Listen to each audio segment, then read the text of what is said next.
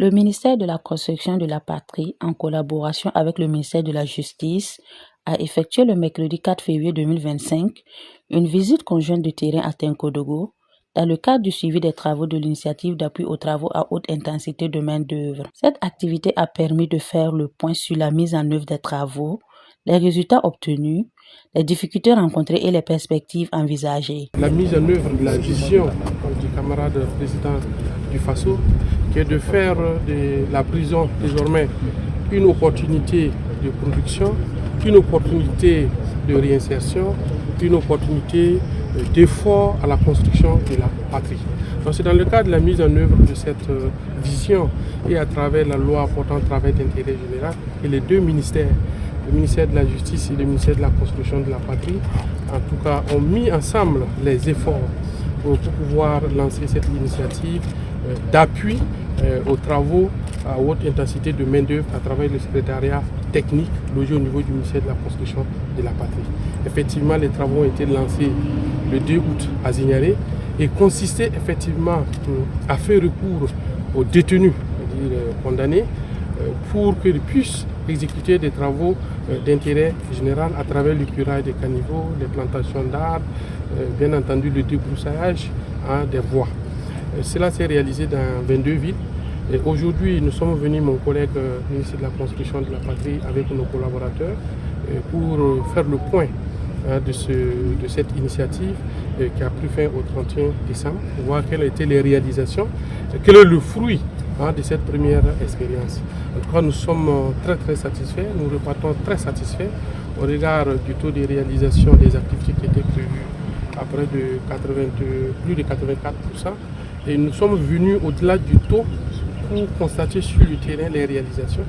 Et vous avez pu voir avec nous-mêmes, bien entendu, les curages des caniveaux, les plantations d'arbres, tout ce qu'il y a eu dans la ville de Tenkodogo ici. Nous repartons très satisfaits et nous félicitons et encourageons l'ensemble des acteurs qui ont permis la réalisation de ces activités, à commencer par les acteurs judiciaires, l'administration pénitentiaire, le secrétariat technique des travaux à haute intensité de main-d'œuvre, qui ont mis cette initiative en œuvre, de sorte qu'aujourd'hui ce soit un succès.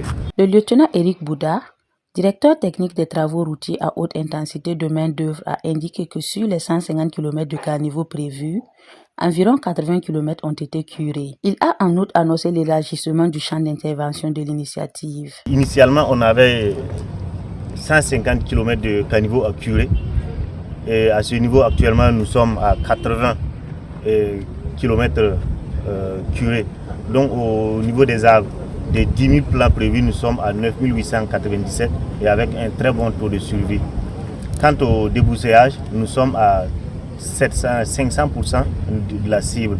Donc, ce qui nous donne un taux global donc, de 84,12% et un chiffre, comme je le disais, satisfaisant de la part de nos autorités. Il faut dire aussi que nous travaillons aussi à l'élargissement, tel que la prise en compte des activités aussi, dans le cadre des initiatives telles que FASO MEVO. Donc pour prendre en compte l'embellissement aussi. L'inspecteur principal de sécurité pénitentiaire, Souleymane Zerbo, directeur de la production et de la formation professionnelle, s'est réjoui de l'engagement des détenus. La cible des détenus TIG, c'était à 500 détenus.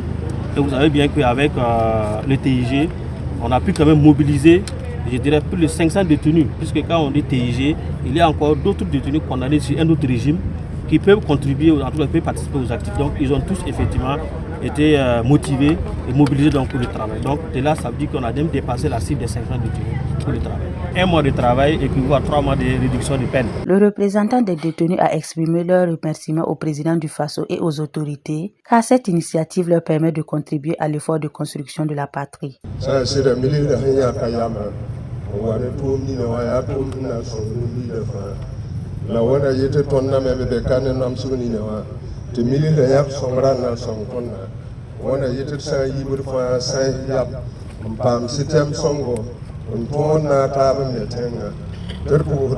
Ibrahim Barka na pone tenga na zahaba na modor ni wa der po da miso are na nam se gilli der po da zapa barka lar po gouverneur barka lar po de terra barka lar po de ministre de sécurité barka l'arpouhurame ministre assemblée wa barka l'arpouhur premier ministre de barka on a mal barka pour de ça sera sunno o wusto ni am zekarga unarara wa nan ka ton mimi de ça sera e modorame e terarielle le wona passé ton ne pour barka.